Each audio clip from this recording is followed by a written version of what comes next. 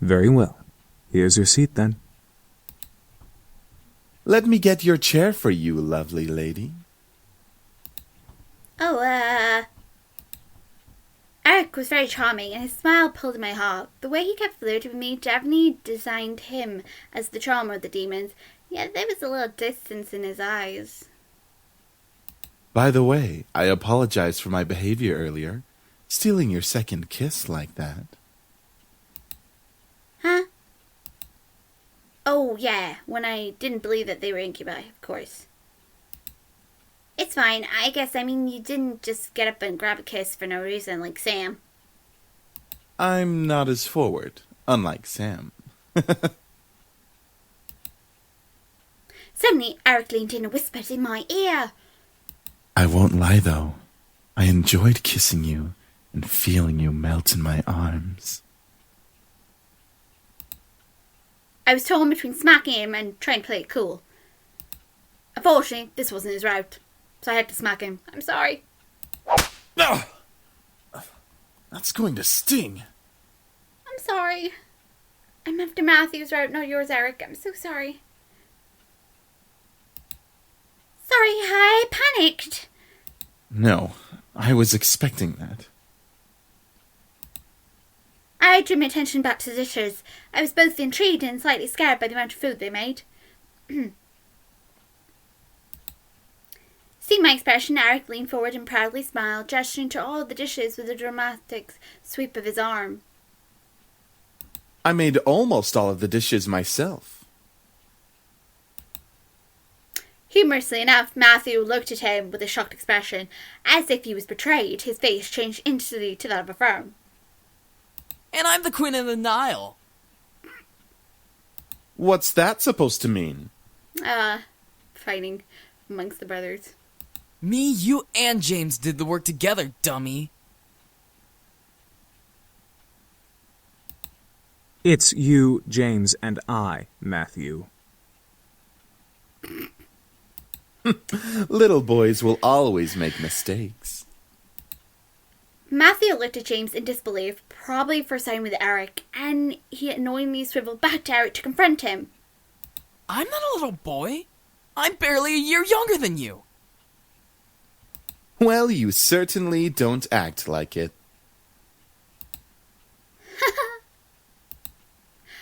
I really couldn't help but laugh. Matthew seemed very much like a kid. He was adorable. However, I couldn't help but feel like, in a way, he was much more mature than the others, especially Eric. Huh? Is something funny? No, it's nothing at all. Thank you for the meal, all of you. Oh. You're welcome, miss. Such a well-mannered young lady. Beautiful inside and out. Eric, knock it off. In agreement with Matthew, Sam cocked up his head and glared at Eric. Seriously, you're getting really annoying with that suck-up act. It was obvious that Sam was the bad boy of the group. He had this big, tough act, and he was obviously physically stronger than the rest of the guys, but there was more to him than that. There definitely was more to him than that. I'm just trying to be a gentleman. The young girl has already gone through so much.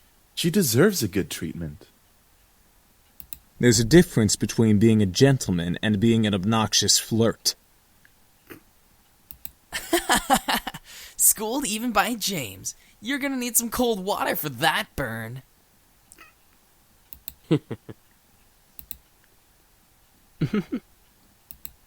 By the way, I don't believe we caught your name even though you know each of us. I'm Twinkle. It's a pleasure to finally know your name. Yeah, that's a nice name. Thank you.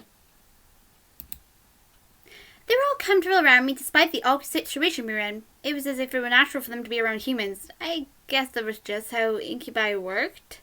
Either that or it might have something to do with my amazing grandfather. But I was certainly curious about one thing. Excuse me. All at once, they looked at me. I don't know why, but having all of them look at me made me feel kind of important, like a queen or something. What is it, miss? I want to thank you for the food, but I still want to know why you all came here. I feel like I don't quite understand. Understand? Yeah, like being told that a bunch of incubi randomly appearing in your house was perfectly understandable. Oh, how do we explain? Uh-oh. Sam's about to get mad. We were attacked. We came here to heal. What's so difficult to understand? Circumstances, Sam, not what freaking happened. Now you're just being rude, Sam. I'm just saying, how is that difficult to understand? No, I mean, what specifically happened? Also, if you can hear washing, that's my cat. She's washing herself right now, so if you can hear any noises, that's her. Well, you see, we've been traveling around for quite some time now. Just recently we came into town, but we were jumped by this band of misfits. Misfits isn't quite the word. So, in order to escape and heal, we came here for shelter. Again, we apologize for the mess we made. It's fine, I guess. So, you're all better now, right? Yup, all thanks to you. Huh? Me? You see, beautiful, we feed on sexual energy. But we don't just get it from kissing lovely ladies such as yourself. We can simply touch someone's hand to obtain sexual energy. Everyone carries sexual energy, you know.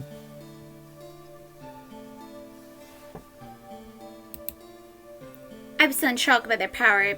It wasn't just kissing that gave them power, it was anything physical. No wonder I was out of it for a while.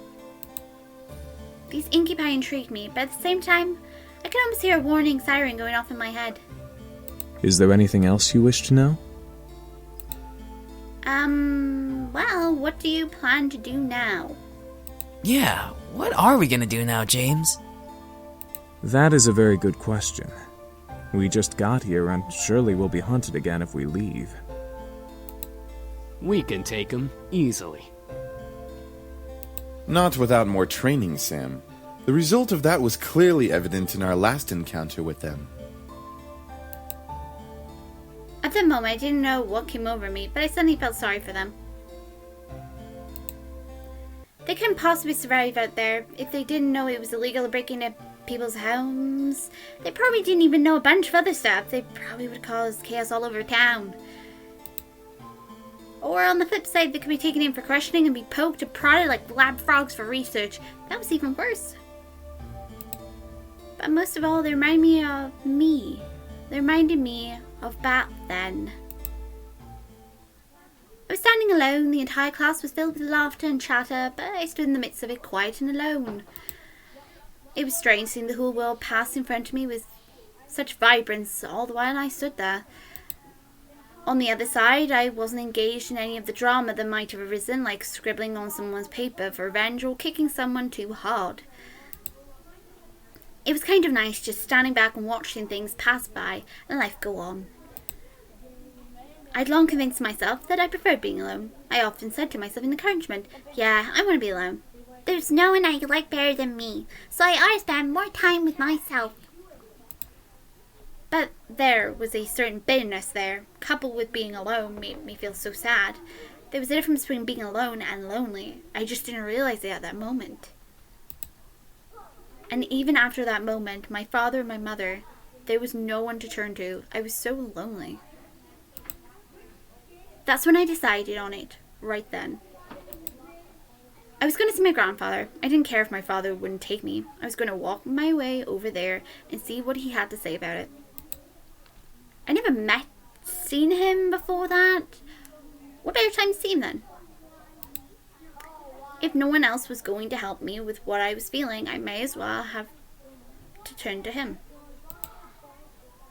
So after school I decided to walk there. I had no idea how to get there, and I was armed with only a scrap of paper with the address scribbled on it. As a 7-year-old, I obviously had great ideas.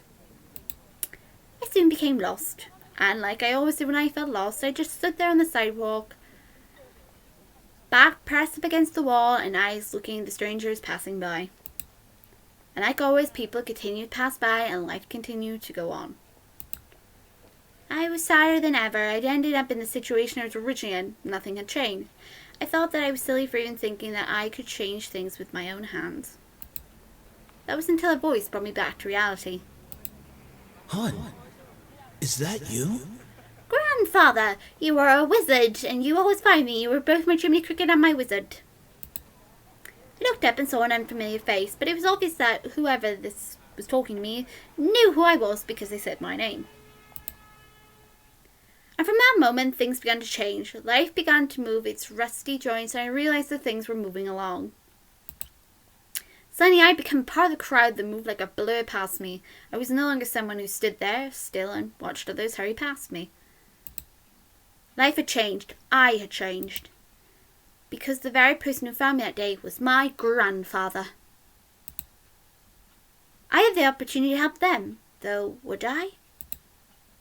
I wanted to, but I wasn't sure if that was the best idea. After all, 5 demons in my house wasn't exactly the living arrangement that I imagined when I moved in. It was a matter of making sure no one found out, but their powers, thinking about them as lab rats, made my stomach queasy. And even if they passed for humans, how would I explain having guys living in my house? Imagine if my friends came over, they would practically think I was part of a harem or something. Oh God, imagine if my parents came over. I think my mum would faint. Oh, who knows what my dad would do. I think he would have them arrested on the spot, knowing him. This was hard. Maybe I should have written out pros and cons list before actually having to make the decision. Don't worry too much about it. You have plenty of time to decide. Besides, you should do what makes you happy as well. Grandfather, you... what would I do without you? And all your wise words of wisdom. It was strange that I'd happened to remember what my grandfather said to me when I was little, but it did kind of make sense. And now it made sense more than ever why I heard him. They weren't in the exact same situation that I was in before, but I did want to help them out. I think it would ease my conscience and also make me a bit happy to give them help, as weird as that sounded. Clenching my hands in fists, I strengthened my resolve to speak up. Well, you could... What was that, lovely lady? Oh, that is, Spit it out already. You could stay with me here if you like. As soon as I finished my sentence, the room became still. I'm not sure what went through their heads from my words. The silence in the air cut like a knife until I finally spoke up once again. Or once more, whichever you want to say. It seems like you all need a place to stay, and well, I just moved into this tiny house, so it seems like it made sense. Unless, of course, you want to spend your time as lab rats.